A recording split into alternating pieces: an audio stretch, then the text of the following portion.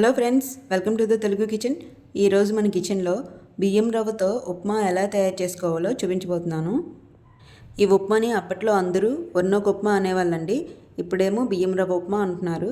ఈ బియ్యం రవ్వ ఉప్మాని ఏ విధంగా తయారు చేసుకుంటే టేస్ట్గా ఉంటుందో చూసేద్దాం రండి. ఫస్ట్ స్టవ్ని వెలిగించుకుని కడాయి పెట్టుకున్నాము. ఈ కడాయి బాగా హీట్ ఎక్కిన తర్వాత ఇందులో కొంచెం ఆయిల్ వేసుకోవాలి.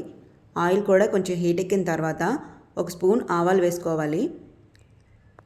ఆవాలు ఈ విధంగా కొంచెం చిట్పట్లాడేటప్పుడు 1 స్పూన్ జీలకర్ర వేసుకోవాలి.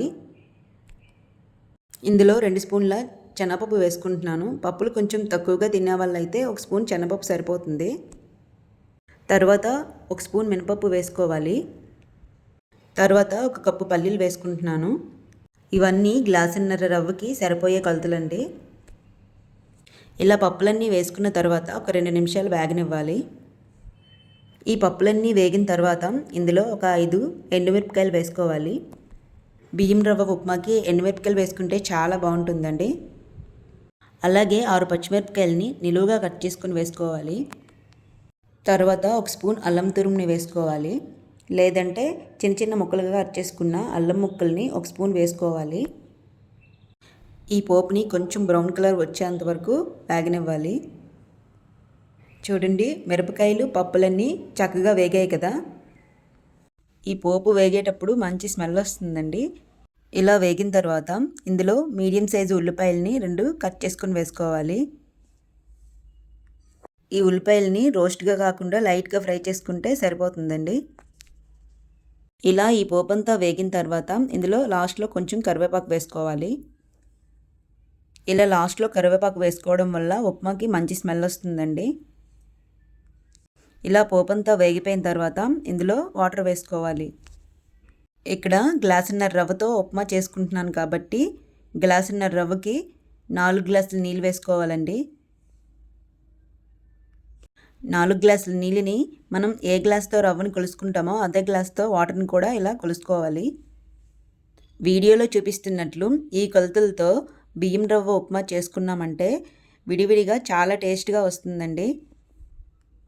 వాటర్ వేసుకున్న తర్వాత గరిటెతో ఈ విధంగా ఒకసారి కలుపుకోవాలి.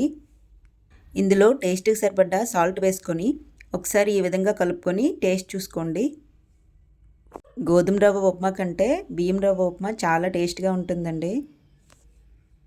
తర్వాత మంటని హై ఫ్లేమ్లో పెట్టి వాటర్ని తెరలించుకోవాలి.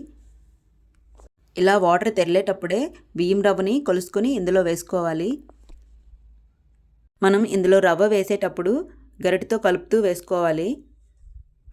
కలుపుకోకుండా డైరెక్ట్గా వేసుకున్నామంటే రవ్వని చిన్న చిన్న ఉండలుగా కట్టేస్తుంది. అందుకనే ఇలా గరిటెతో కలుపుకుంటూ వేసుకోవాలి. మంటని హై ఫ్లేమ్లో ఉంచుకుని ఈ రవ్వ దగ్గరగా అయ్యేంత వరకు ఉడికించుకోవాలండి. ఈ రవ్వని మరీ టైట్గా కాకుండా కొంచెం లూజ్గా ఉండేటట్లు ఉడికించుకోవాలి. రవ్వని ఇలా దగ్గరగా చేసుకున్న తర్వాత మంటని మీడియం ఫ్లేమ్లో పెట్టి 10 నిమిషాలు ఉడికించుకోవాలి. చూడండి, 10 నిమిషాల తర్వాత మూత తీసి చూసుకుంటే ఉప్మా చక్కగా విడివిడిగా రెడీ అయిపోయింది. ఉప్మాని ఈ విధంగా గరిటెతో కలిపి చూపిస్తున్నాను. చూడండి, చక్కగా విడివిడిగా చాలా బాగా వచ్చింది. సేమ్ ఇదే మెజర్మెంట్స్తో చేసుకున్నారంటే బియ్యం రవ్వ ఉప్మా చాలా బాగా వస్తుందండి.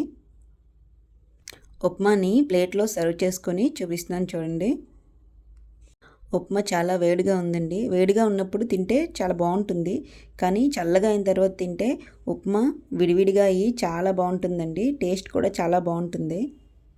ఈ ఉప్మాని ఉప్పావకాయతో కానీ కందిపొడితో కానీ కరివేపాకు పొడితో కానీ తిన్నామంటే ఉంటుందండి, చాలా బాగుంటుంది. మీలో ఎవరైనా ఇలా ఉప్మాని తింటే కనుక నాకు తప్పకుండా కామెంట్ చేయండి. అలాగే ఈ రెసిపీ మీకు నచ్చినట్లయితే ప్లీజ్ లైక్ చేయండి, షేర్ చేయండి, సబ్స్క్రైబ్ చేయండి. పక్కనే ఉన్న బెల్ ఐకాన్ని క్లిక్ చేయండి.